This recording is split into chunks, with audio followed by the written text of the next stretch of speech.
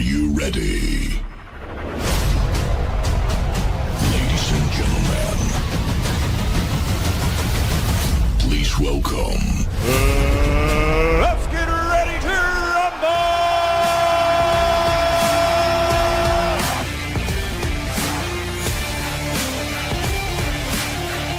Seattle's got to make a stop. Amon-Ra St. Brown's going to throw it back to Goff! Who had that on the bingo card? Touchdown Lions!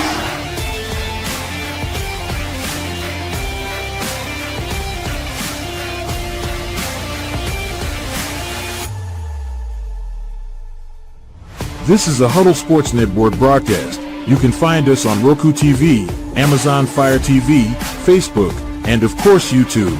Get all your NFL news here first. Hello, everyone, and welcome to the main event. I am Main Event Mike. It's Monday, 7 p.m. Eastern Time. Means it's time to talk about football. Even though it is July the 28th, and we're talking about football, that's right, because training camp has opened now for the Detroit Lions and all NFL teams across the league. Now, some teams a week and a half into training camp, but this is the first show since training camp has broke for me. So it's a great time. I love the off season, like most of you football nerds. If you're watching football on July 28th, you're probably a football nerd like me. I like the off season. I like when training camp breaks because you get so many great sound bites. You get so much reporting. And the rabid fans get something to eat. They get to throw us little bits, and we get to see Jameson Williams in practice snatching balls out of the air, and we get excited, and it just whips up the frenzy as we start to head towards the first game of the year, which will be in just a few days, folks. On July 31st, the Lions are going to play the first preseason game of the NFL season in Canton, Ohio, the Hall of Fame game against the Los Angeles Chargers. So from all indications, from all of the sound bites that we've gotten from training camp so far, it doesn't sound like we're going to see very, very fringe of the bottom of the third string might get to play in that game. It's going to be all third stringers and down. And when we say third stringers, I mean certain positions that's pretty deep on this team, including wide receiver. The Lions with some tough choices they're going to have to make at wide receiver when you look at who's rostered right now in training camp at the wide receiver position. But we're going to talk about that and a few other things, and a couple of great sound bites from training camp. Right now, I got to let everyone know, thank you so much for watching. Please hit that like button, hit that emoji, that heart, something or other, hit something. And if you're watching live, thank you. If you are watching on the rebroadcast, we appreciate you as well. It stays in the feed, and we still field questions in the comments. So this is an interactive show. Put your comment in. We want to hear from you on some of these topics coming out of training camp. We are broadcasting live on the 360radionetwork.com, 360radionetwork.com. Actually, I don't think we are. Is it too late to do that? Can I do that right now? Oh, let's see. Save changes. It looks like it's working. Okay. So we are broadcasting live on the 360 Radio Network. You can go to 360radionetwork.com and check out our live broadcast. And you can also listen to some cool music there and request cool music. A lot of Michigan-made music on there if you like that. Also, you can reach us here at The Main Event, our Facebook page. We are started from 0, creeping up on 1,000. So we're making progress. Thank you to everyone who's followed the page. Head on over. It's got that great picture of Matt Patricia on it right there. It shows some of the coaching lineage that's happened over the Lions. We had Matt Patricia and then Dan M. Effin Campbell. That's right. Right there at the Facebook page. So please follow it for us, please. Okay, let's get that out of here. And now also we are broadcasting live at the Huddle Sports Network on Roku TV. So big thanks to Bill the Packer fan over there. Okay, enough of all that. Let's get back to it. Training camp at the Detroit Lions. Great report from Evan Washburn from CBS. You might want to look that up. Some really good insight from a guy who has the access. Like some of these other guys who have a press pass, they still don't get to go in and interview one-on-one with the OCs and things like that. Evan Washburn, he got some really good stuff out of that interview. Just commenting on what we heard basically at the podium by John Morton and Kelvin Shepard, the offensive and defensive coordinator, respectively, for the Detroit Lions. New coordinators, losing Aaron Glenn to a head coaching position and Ben Johnson to a head coaching position, backfill with the OC. So there was a lot of questions by the media for new offensive coordinator John Morton, who said, quote, that he was very confident in this year. Yeah, why wouldn't he be? Look at the weapons he's got around. And when somebody pressed him, what are you so confident about? What are you so happy about? He goes, look at all the weapons. I don't know what I'm going to do. He said he's going to continue what was working. He was asked about trick plays, which has been a part of the Lions offense for the last couple of years, making them the highest scoring offense in the last 2 years in the NFL under Ben Johnson. And he said, hey, if it was working before, we're going to do it again. We're not going to go away from things that were working. And I think what really came through to me in this interview, John Morton is a regular guy. He's a Michigan guy. And he was with this team in 22. It's not like a stranger. I bet this is going to turn out to be a very good hire for the Detroit Lions. I'm more confident of that now than I was before, because he's giving it to you straight. You can tell he's not just giving you coach speak. And from what the players are saying, that he gets there early. Sometimes he spends the night. And he is doing, and he's come right out and said it in his presser, that he is tailoring this offense to what Jared Goff does well. And then there's that component. Jared Goff now has some equity in this whole thing because him and Ben Johnson built that offense together. Okay. Ben Johnson might take some concepts with him to Chicago, but he's now wrapping that whole offense around Caleb Williams. It's not going to be the same because they have different skill sets. One is accurate, one is not. One could read a defense, one can't. No, I'm just kidding. But they have different skill sets.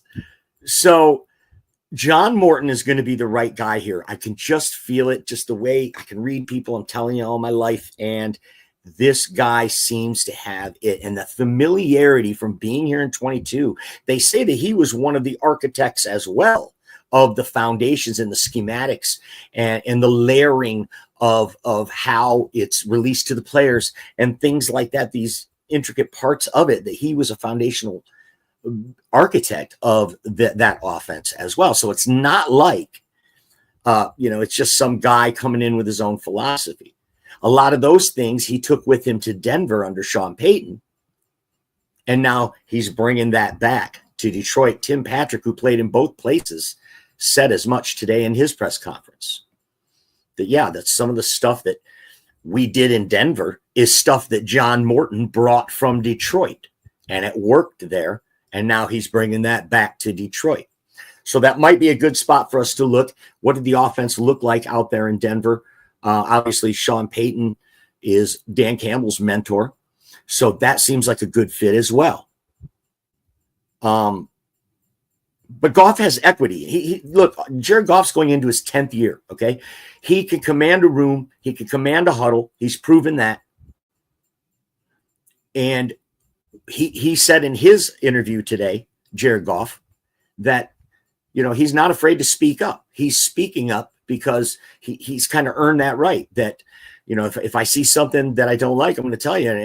And he was very honest, saying that he's very open with John Morton about, yeah, I like that. No, I don't like that. And by process of elimination, these things are going to work into a cohesive plan. John Morton said today, I love where we're at. I'm, quote, very confident. Now, I know that every team's OC is saying that. And I know that every team is out there in shorts and pads and catching balls, and the fans are going crazy over it, and it doesn't mean a thing. Well, I think it does.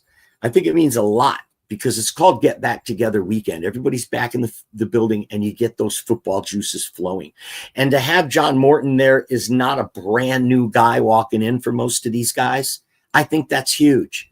They know already who he is. There's familiarity, and you could see the vibe from the players. Everybody's a lot more loose, it seems, this year.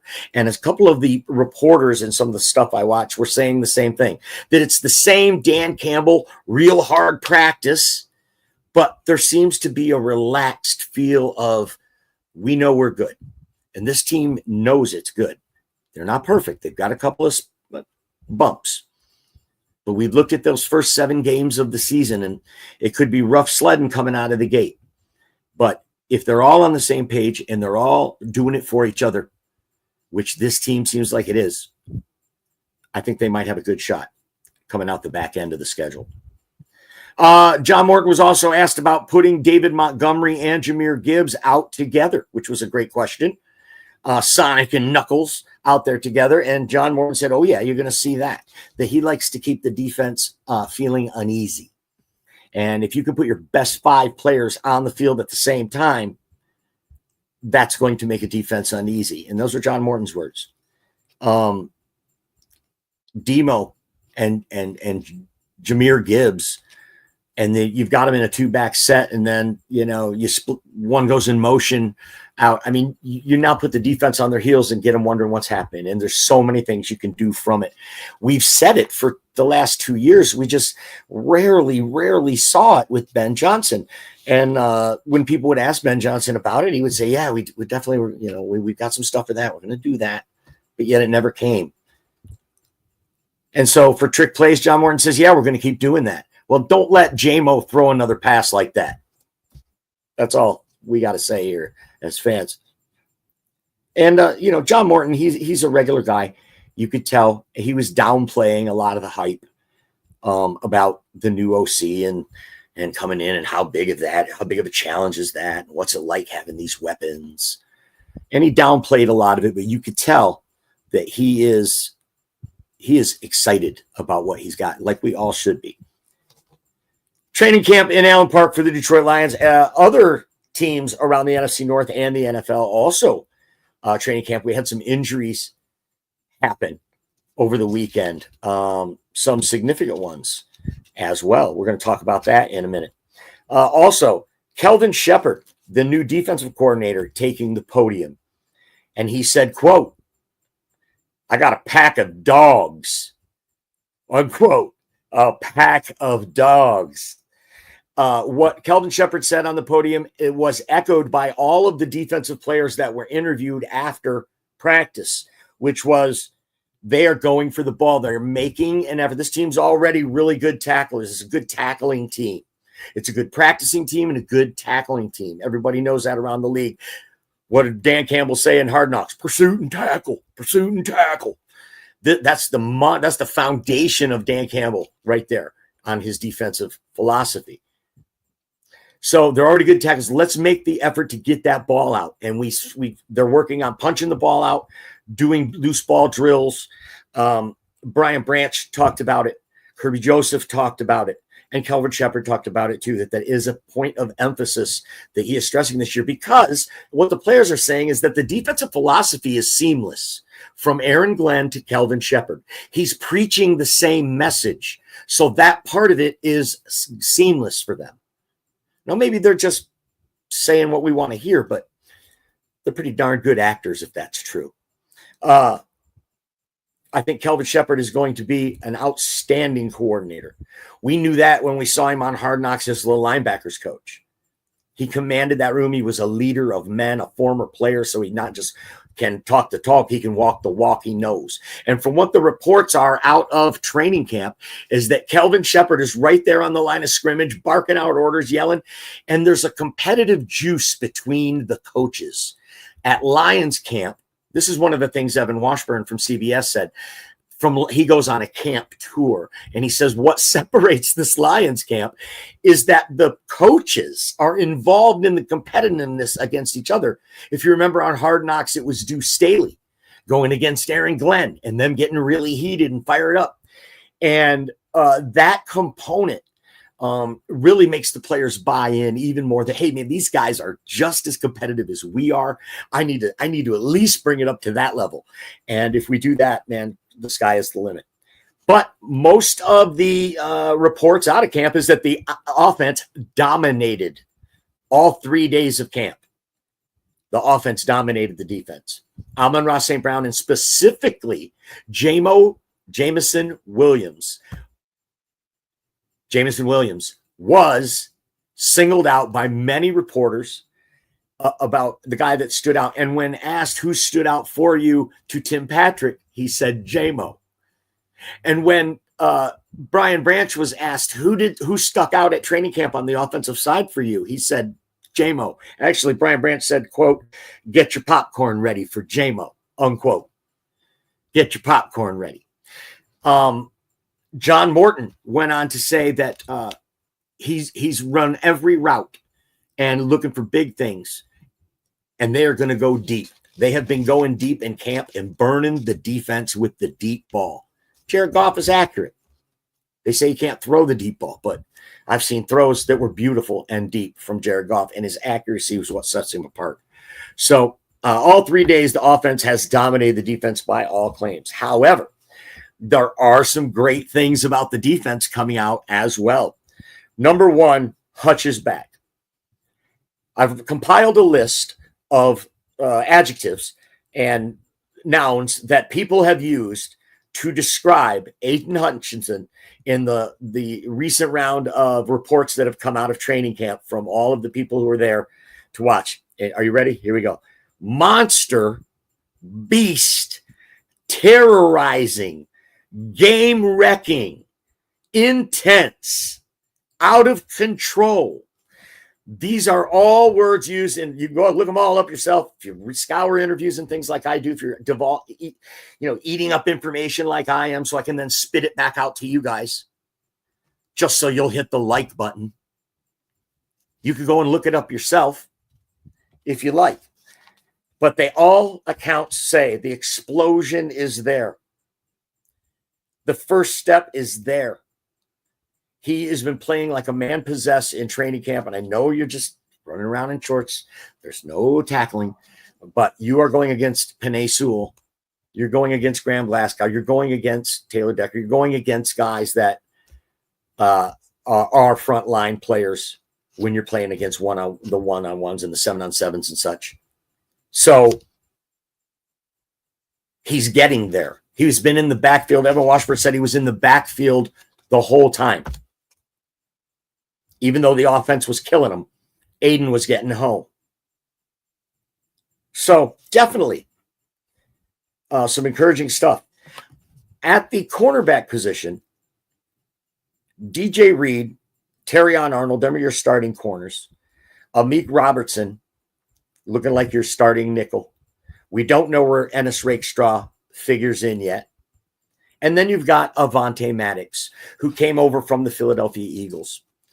And Avonte Maddox can play all over the defense, by the way. And he brings some experience and some veteran leadership. Brian Branch said in his interview that, he sees, even when he's not in the game, he's letting the other guys know what he sees, and they respect his voice in that locker room. And he's got experience. He can play all over. We can plug and play him just about anywhere. So you're looking at a rotation of 4 or 5 guys there before you even have to get to, guys that are questionable, like that Kindle Vildor threshold. So looking decent on the corner situation. And then you've got, of course, Brian Branch and Kirby Joseph back there. All the linebackers should be in play. Derek Barnes healthy. Jack Campbell healthy, set for a breakout season. Alex Anzalone, it's a contract thing that will get worked out. He should be the highest paid linebacker on this team, but he isn't. So I think he has a legitimate gripe there. But he's been very open about how he wants to stay in Detroit. He raised his family here. So I think something's going to get done. And at his age, it seems to me the sticking point for him would be length of the contract, right? There's these three components to a contract. It's the length, the yearly money, and the guaranteed money. And I think for Alex Anzalone, he wants a 3-year deal at what, 31 years old? He wants a 3-year deal. Lions would love to give him a 2-year deal, I'm sure. As far as what will he get paid, you have to find a comparable linebacker in the league for him. And when you look around for a comparable linebacker, you see that they're getting 6.9, close to $7 million a year. And he's making 6. That's the average. He'd be looking for a $9 million a year deal at 3 years. And I think when that's your jumping off point, I think that Brad Holmes is going to be able to find a way to get that done. This is a non-issue. The hamstring issue with him is, I'm sure, related to that contract. No point in him going out there and getting an injury before he gets his new deal. And who can blame him? He should be the highest paid linebacker on this team this year. When Jack Campbell gets due for a deal, that might change. But at that time, the market will change and the numbers will be completely different. And Alex Anzalone will have gotten the deal that he wanted.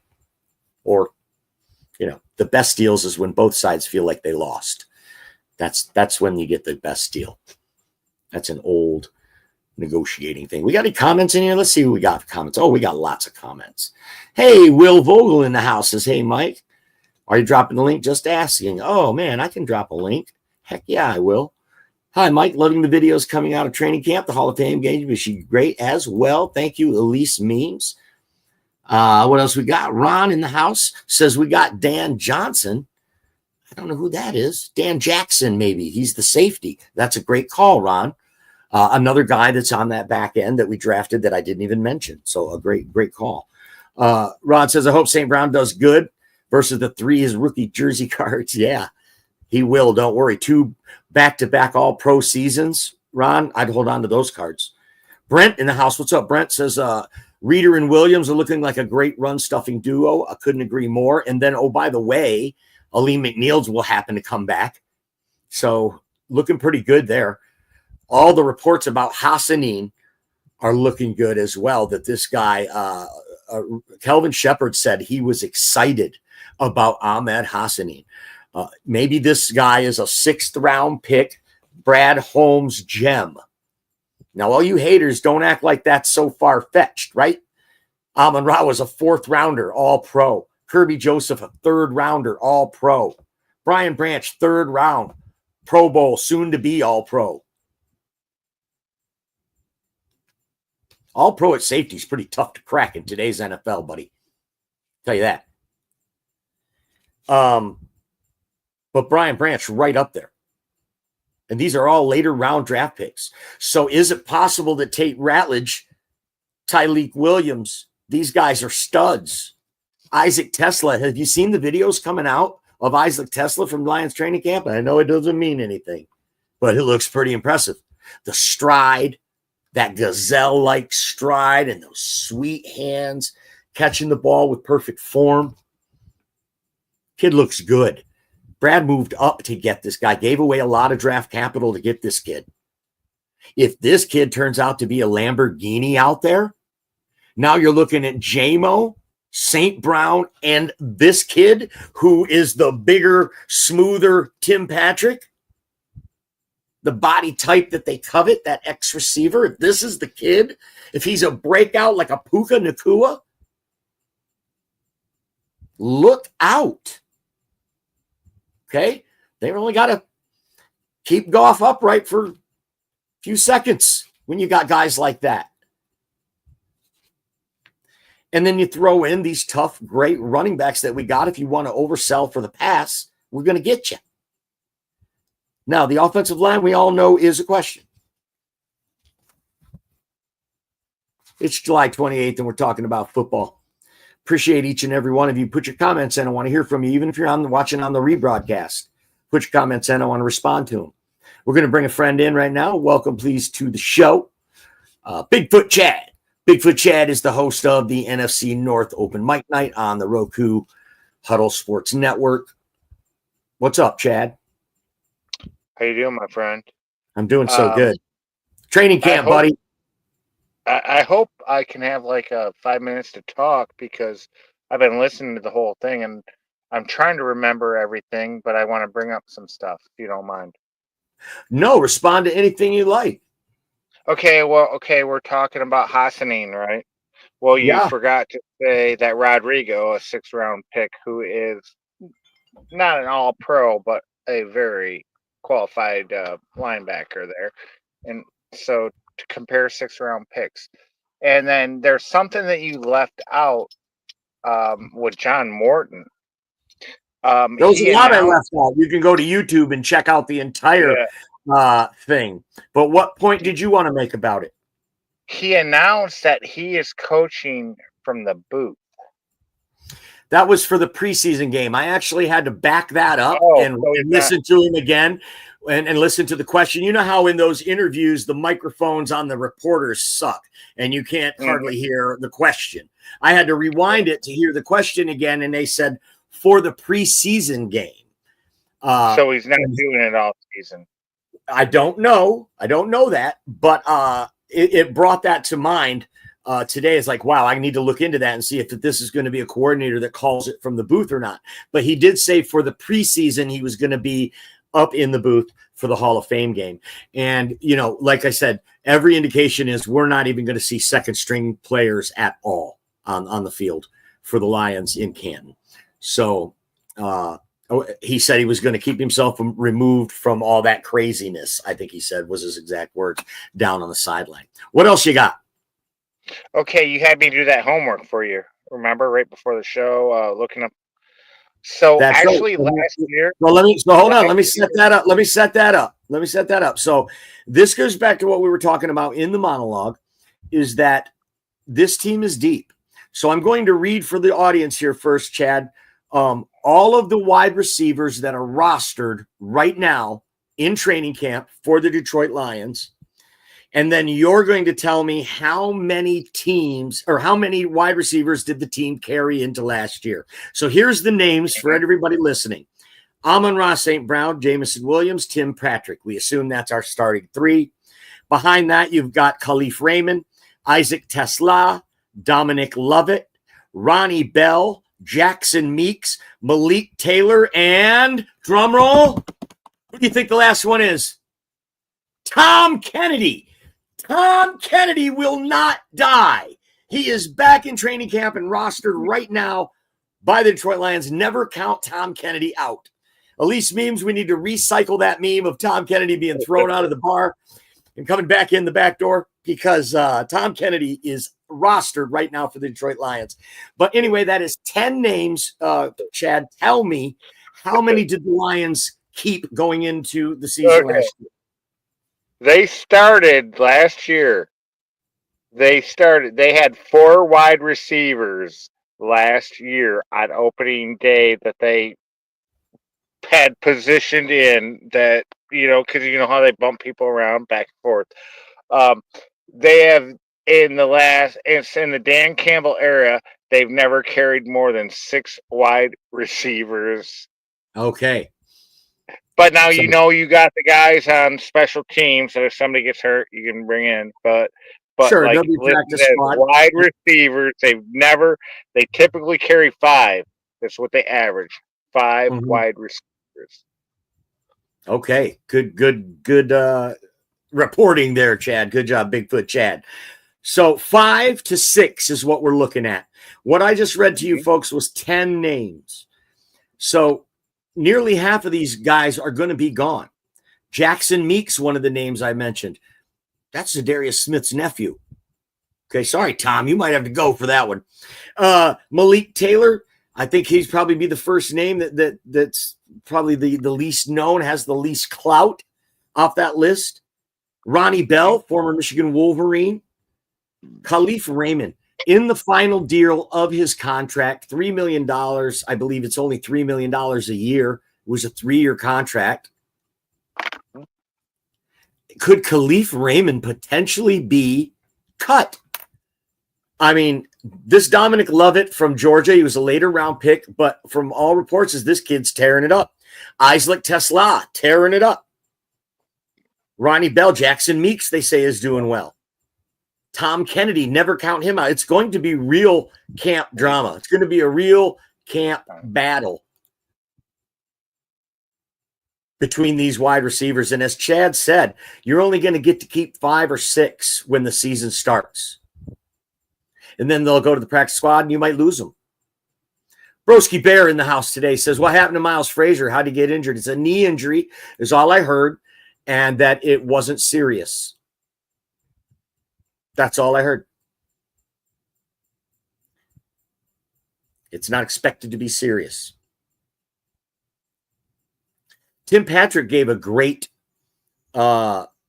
interview, and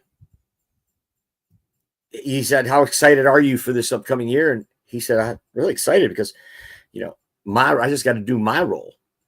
There's a lot of weapons on this team.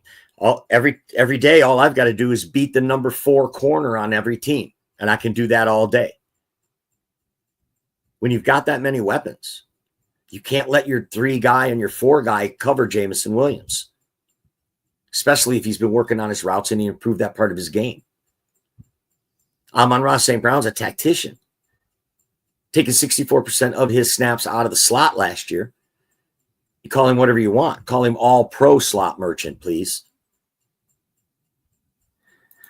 But Brooksy said, I thought Raymond was your return guy. He is our punt return guy.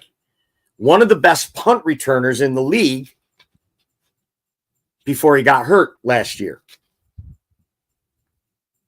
Some of the film we saw out of camp was Amik Robertson taking a ball, going up, high pointing a ball over him. Both those guys like 5'8", 5'9". They high pointed it at 6'3". And Khalif took it away, or Amik Robertson took it away from him. Could Khalif Raymond get cut? That would be, they love Khalif on this team. Chad, are you back? I know she had a phone call. Yeah. No, I've got some numbers for Khalif, and okay. His cap hit this year is $6,950,000. Ooh. His buyout is $4 million. So they could save $2 million if they cut him. No, three. They'd save $3 million if they cut Khalif Raymond. Yeah. Interesting. And he's 7th year. His fully guaranteed is $3.3 million.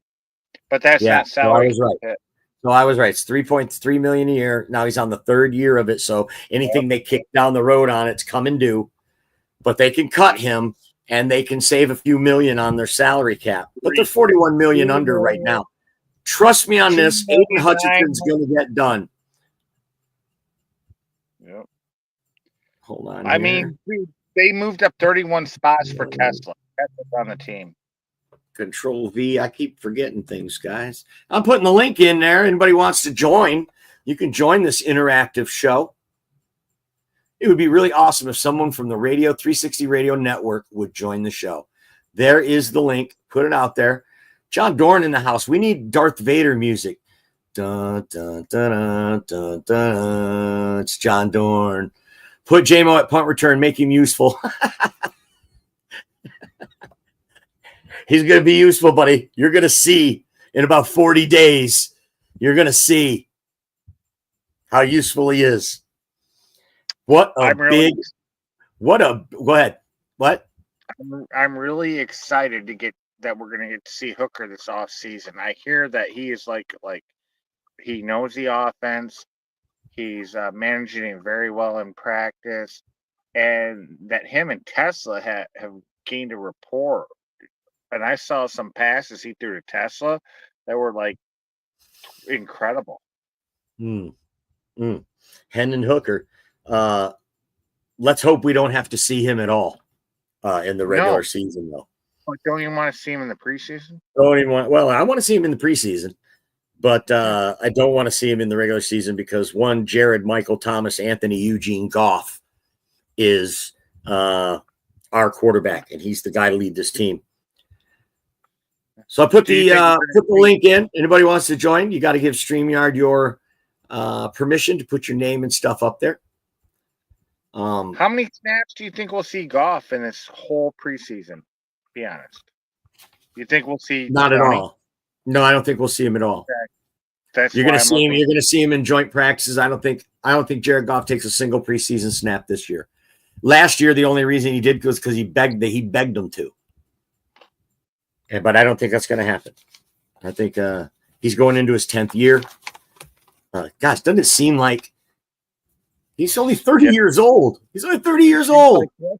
He's a 10-year vet. He's 30 years old. Doesn't it seems like he's been in the league forever? He's lived 9 lives already. Jared Goff has. We're on the 4th year of the Campbell regime. I mean, that doesn't even seem real. Seems like yesterday. Well, no, I don't think so. Not for me. I get what you're saying, but 9-8 and not making the playoffs and beating Green Bay seems like forever ago to me. That was the end of the 2022 season, and that seems like forever ago. And that's the last time John Morton was here.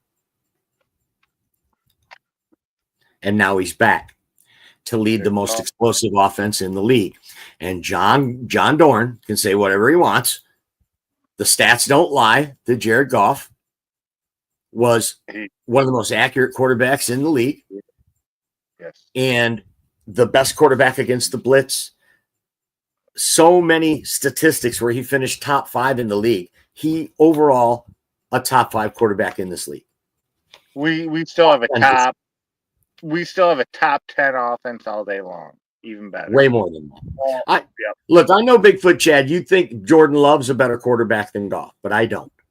He might have more upside, but Jared Goff's going to bring us a trophy, and I don't think Jordan Love ever will.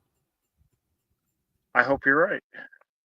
I really do. And this is it exactly, John. That's what's nice about having joint practices. Uses preseason games for the practice squad, which is exactly what the Lions are doing. Dan Campbell's made no bones about it, that he prefers joint practices over preseason games. He finds them more beneficial. You can work on real stuff. 2-minute, goal line, red zone, all these things, situational. That's what a coach's life is situations. And he can really work on his craft this way and get his team ready than having a bunch of guys that aren't going to make the team battle it out for 1 or 2 spots.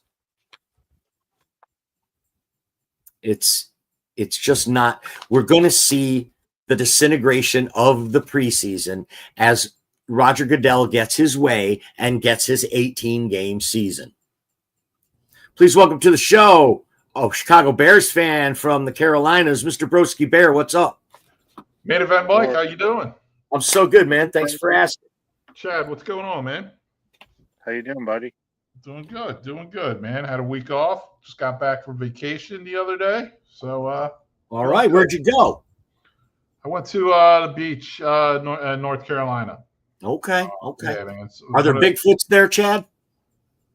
No, but I bet he got a sunburn. There's no Bigfoots in the Carolinas? Oh, no, in the mountains. Not on the beach. The Blue Ridge Mountains and the Smoky Mountains. You better believe it. Bigfoot's up there, huh? Okay, I'll take your word for it. Portal Central. Yep, but you're safe on the beach. You know, except for the great white we saw, the baby sharks swimming by us. Other than that, yeah, pretty much. It was a baby great white. It could have been. It could have just been a baby sand shark, but yeah, we did see one out in the distance, and like everyone had to clear out in the water. Wow! Second time I've seen a great white surface at that beach in real life. Huh. Yeah. Oh yeah. So are people down there drooling about Bryce Young and Tet McMillan training camp highlights? You know what, man? They're really wait and see mode right now, man. They really are. I think there's some optimism, but like I said, man, and I always say this about the Panthers, like their defense, like literally let up the most rushing yards in the history of the NFL last year. That's a fact. Like, and you know they let what was it that Jewel or whatever, the middle linebacker go. And yeah, I told them they needed Brian Burns. Yeah, they had that that other guy they had. I mean, they let what's his face, Luvu go. The other year. Luvu, what a great player Luvu is. And they let their other good one go just like a couple days ago. Did they get Saquon Barkley twice last year too, though? I mean, come on. Who? What do you mean? Didn't they? Why would the Panthers have Saquon twice? They're not in the same division. Oh, okay. Yeah. I was just asking. Yeah. Yeah, they're in the South. So, yeah, I mean, it's one of those things, man. I just what I'm getting at is their defense is still lacking. They drafted a couple defensive ends, that Nick Scorton and that Prince, whatever his last name is, from Ole Miss. Mm-hmm. They needed to get a veteran one. They really don't have that, and I'm sorry, Broski. I'm sorry, Broski. I didn't mean to send you into an analysis about the Carolina Panthers. They're going to suck this year. Like, where's Will Vogel? Will Vogel might give a shit. He was in the comments. He's a Panther fan. But let's talk about your Chicago Bears a little closer to home. Anything out of training camp that, I mean, I know that people are blowing everything out of proportion and just harping on the fact that Ben yanked the quarterback and all this and that, and he's setting a tone and all that. But anything that gives you pause about this training camp or anything got you particularly excited about Chicago Bears training camp reports? So what gives me pause is it's the freaking Bears, and they've had one winning season in the last 12. Things I kind of like so far. Okay, so Ben Johnson wasn't my choice for them to hire as coach. I will say he actually seems like a coach. He talks like a coach. He's holding people accountable. I'll give him that. And so far, now I'm probably going to say this, and then tomorrow shit's going to hit the fan. So far, so good with the injuries, honestly. It's been relatively injury-free, and that's like my main thing I take out of camp, you know? So, All right. So, I mean, you know, we'll see. We'll see. The O-line, if healthy, should be much improved. I like that there's competition at left tackle, honestly, because Braxton Jones is not it. So, you know, if he earns it, he earns it this year, but I don't think he will. So, but you can't overstate Joe Thuney, Drew Dahlman, Jonah Jackson, right? Correct. And Darnell Wright's that's right up the middle, protecting Caleb Williams. Yep. You've got former Pro Bowl players there now, and that was the biggest problem last year. Correct. And I mean, it can't be overstated. That's got to be reason for optimism if I'm a Bears fan. Yes. That, I mean, I love your answer, though. You know, it's the Bears. Yeah. But, you know, but maybe Ben Johnson can change that part of it. Exactly. And, you know, the second thing I like about it, or low-key second biggest point, is like their defensive line was getting gashed up the middle last year as well. So I think they did do a lot to kind of solidify their interior D-line. So, hey, you know, it's more than a one-year fix, that's for sure. Let's see if they can take a big step in the right direction this year. And I heard there was a great interview with Caleb Williams this week after training camp. And he at the very end of his interview, he said, and, you know, there's a lot of layers to it. And if we don't get it all, well, then we've got next year. It's like even they know that this is not going to happen overnight, but as long as you're building in the right direction. For sure. I mean, you have to build. That's the key. And, you know, as eager and as, you know, over the top Bear fans are every single offseason, they're winning 13 games and their quarterback's throwing for 4,000 yards and all this. Like, let's be realistic. Let's build it the right way, you know? Right. And that's where it started. And, you know, Ryan Poles has done a pretty good job. I think he overpaid a few times, but there's a couple things about the Bears team that people aren't talking about that struck me this week. One of those big things is Jaquan Brisker coming back. And what a ball hawk this guy is. And everybody seems to forget that he didn't even play last year. For a majority of the season, he was out. And what he brings to that back end of the defense, where you've already got Pro Bowl players in Johnson, right? And who else you got back there? You got Kyle Gordon. Yeah. Kyle Gordon. I mean, you got some good players in that back end. And you could say that last year, Eberflus whipped that unit into shape when he took over the defense. And you didn't even have a guy like Brisker, who's a Pro Bowl level player. So that's something that doesn't get talked about. I think him coming back full strength, full speed is going to make a difference for the Bears D. I think so. That's a good point. And I think Brisker coming back, he's a ball hawk. He's a playmaker. He's a game wrecker.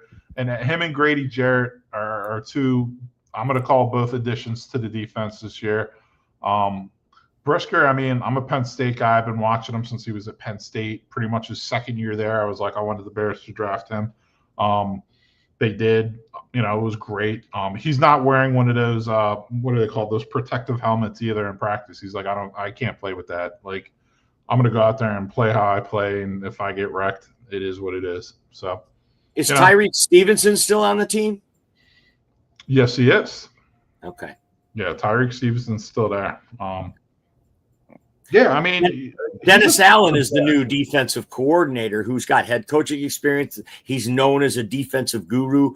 I think that might be a big component as well of what people are not talking about. A lot of people talking about Caleb, a lot of people talking about this, Jordan Love and J.J. McCarthy. The Bears defense hasn't been a topic of headlines around the internet lately, I can tell you that. But maybe flying under the radar, this Bears defense could be sneaky good. Yeah, and I think Tremaine Edmonds is going to benefit greatly for being in the Dennis Allen system. I think he really he was uncomfortable the last 2 years in Eberflus's system. He really was. No other way to put it. And I think he's going to be a much better fit this year. And have that's a great call. He'll be playing that same role Demario Davis played in New Orleans. Yep. Who's an outstanding, he was a tackling machine. So that's a good call out. Maybe he'll be worth that overpaid contract he got. Yeah, I mean, honestly, I still expect it to be his last year on the team. I mean, there's an out after this season. He would have to be like freaking all-pro first team. Yeah, you know what I mean? So we'll see how it goes. We'll see how the season plays out. But, not bad on paper anyway going into the season. Right on. Brent says, who's backing up Jonah Jackson because he ain't playing a full season? I mean, honestly, I heard the same stuff about Swift when we got him, and he's been healthy. So hopefully, you got lucky to stay healthy. Dude, you really did. I mean, Montgomery's missed more games the last 2 years than Swift. You know what I mean? So yeah, but Swift didn't. Swift, what I still wouldn't consider Swift a bell cow back last year. That's one of my things I always say with Bear fans. They're like, "Well, he had 900 yards and a crappy O-line." I'm like, "Yeah, but guys, you're missing the point. He doesn't run between the tackles. He doesn't have great vision. He's actually a good running back for what he is, though. Like, he's the ideal, third down running back. He's fast. Absolutely. That's what he was drafted into Detroit to be. Yeah. I mean, he can make some plays. He can catch. He has some skills, man. He has some talent, but no, he's not a lead running back. No way.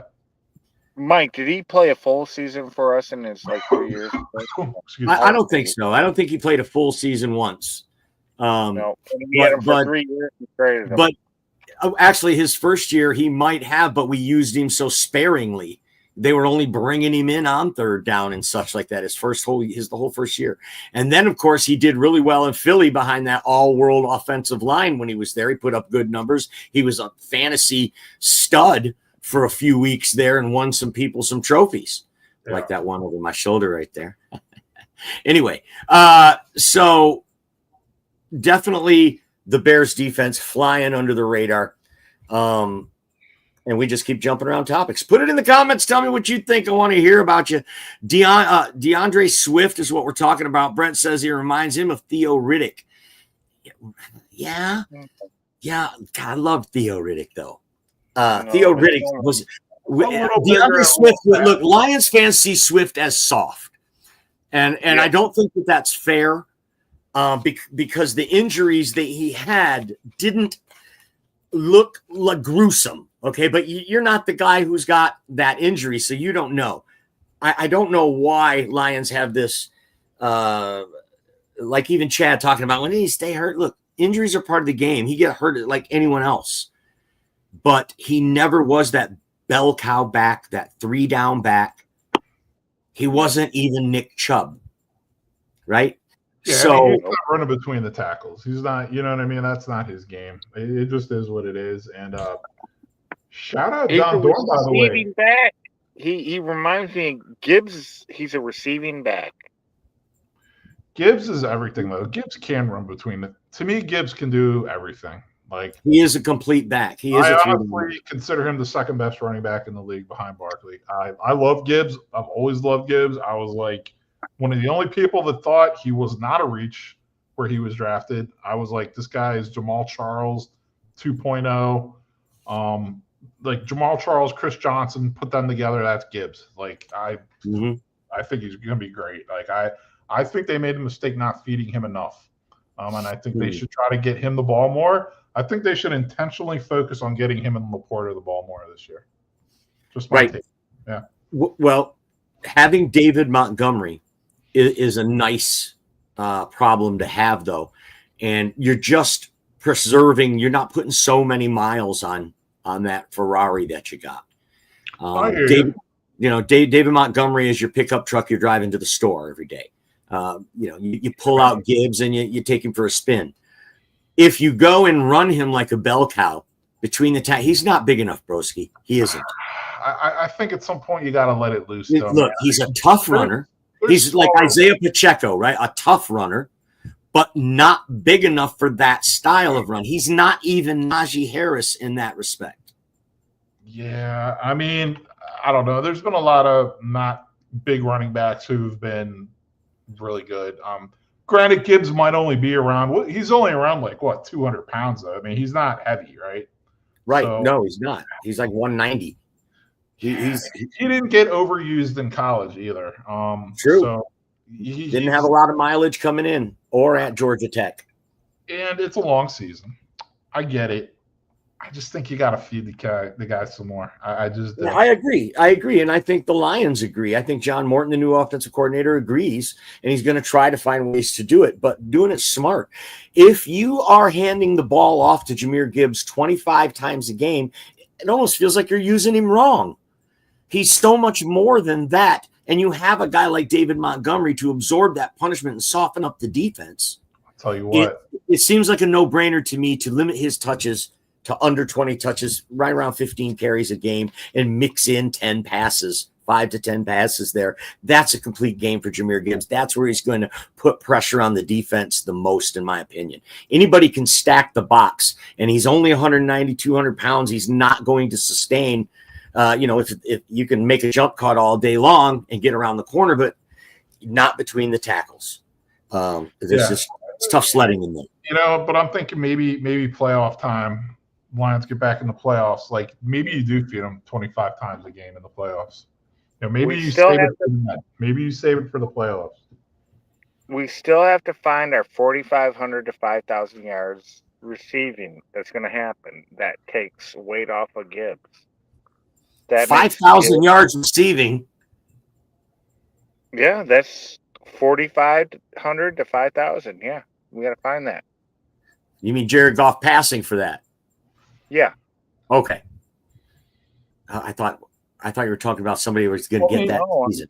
That's Gibbs a lot of yards. Gibbs did have 500 yards receiving last year, didn't he? Roughly. Yeah, for sure. So I don't know. He was effective. Yeah, I don't know if he's really catching much more than that. He might though, because he has the potential too. You know what I mean? Like, maybe his rushing yards stay around the same. Maybe his receptions double. Maybe he's that Christian McCaffrey kind of guy or something, There was an interview with Campbell and Morton that said they're going to utilize Gibbs more in the passing game. So we'll see what that means. We don't know, but that's what they said. Yeah, no, I hear you, man. I hear you. Like, to me, he's very Christian McCaffrey-ish. So I know it's an odd comparison because you're like, hey, he's a black guy. Oh, hey, he's a white guy. But very similar. Christian McCaffrey in his prime when he had the speed and quickness. You know what I mean? Because we got people watching on Facebook and on YouTube. We're only seeing the comments from YouTube for some reason, but want to say what's up to Jason MC, Eric Whitson, Keegan Eckerd. The villain is here. Thanks for your comments, guys. Jason says, can't wait for Vikings-Lions rematch. Well, that's not going to happen, Jason, until after we get our bye in week 9, November the 2nd. Will be the first time the Lions get to play the Vikings. And I think these first 2 games out of the gate are so paramount for the Detroit Lions. They need to win both of these first 2 games. Week 1 in Green Bay, week 2 at home against Chicago. I hear you, man. That's a heck of a week 1 matchup. I'll tell you that. Yeah, it is. The schedule makers knew what they were doing. You look at the games after that: Baltimore, Cincy, Kansas City, Tampa. It's a gauntlet. You might sneak a win against the Browns in there, but what you do in these first 2 weeks is going to determine where you land at the bye. And if the Lions come out of this 4-3, I really like their chances down the stretch to make a run. But I think these first 2 weeks are going to be paramount against the Bears, against Ben Johnson in week 2. That's going to be huge as well. Yeah, man. I mean, in my opinion, the Lions have the toughest schedule in the league. I mean, you could say, oh, our rankings say the Giants do. Dude, honestly, I look at that. Come on. The non-division games you're playing are at Kansas City. You're playing home against Tampa Bay. You're playing at the Rams. Like, come on now. Like, that's – yeah, it gets even worse than that. That's tough. I mean, Washington. I see 4 and 5. But a lot of it, though, Broski, my point is a lot of the brutality is loaded here before the bye with Baltimore, Kansas City, Cincy, and Tampa. The rest of them here, the Rams are formidable. Eagles and Commanders, obviously, but I think these games like Dallas and Pittsburgh, I think the Lions are just better teams, should win these games. I'll tell you what, the Eagles have a defense. The Giants have a defense. If you could would you mind putting that back up really quick? No, sorry. I got us 4 and 5 or 5 and 4. The Cowboys have a defense. The Rams have a defense. I think the Steelers might have the best defense on paper in the league. The Vikings have a defense. The Bears honestly should have a defense. So there's a lot of defenses you're playing when you start. Look at that gauntlet down the stretch, buddy. Woo-wee! Tough, man. It's tough. You're right, man. That Steelers defense, now they add Slay and Ramsey to Joey Porter Jr. already, and you got TJ Watt and Cameron Hayward. They're loaded, dude, on defense. They drafted Jack frickin' Sawyer out of Ohio State to be like TJ Watt's protege. What you don't realize is back right around in here is where Aaron Rodgers goes down, and then it won't really matter by the time we get to week 16. Yeah, I'm expecting Will Howard to get a lot of run this season, honestly. Yeah. So,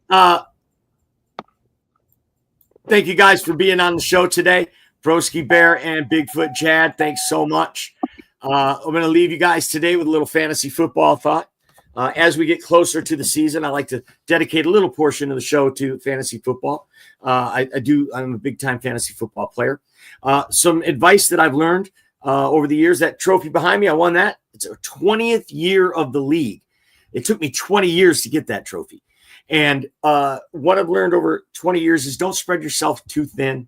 Don't join too many leagues, especially if you've got money riding or some sort of something to lose in a league. Try to consolidate. Don't overwhelm yourself to where you can't keep up with all the leagues. That's one thing, because all of your teams suffer when you do that. Another thing that I like to do is don't reach for a handcuff just to have a handcuff. Make sure there's a strategy when you handcuff running backs.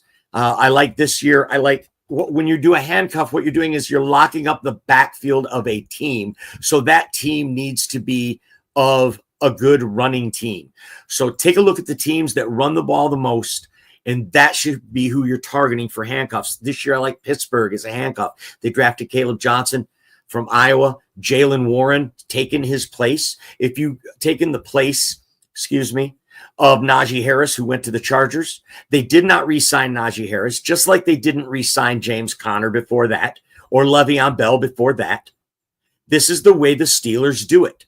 Mike Tomlin, his philosophy and the way he runs the ball, you can put another back into that system. It's plug and play. It's Jaylen Warren's team. You can get him in a later round and then a real late handcuff, Caleb Johnson. I think it's a good play this year. You're talking beyond the 6th round of most drafts. I'm Main Event Mike. Thanks for watching. Don't forget to follow the Facebook page. It's called The Main Event. Give us a follow. We really appreciate it. God bless each and every one of you. Peace out.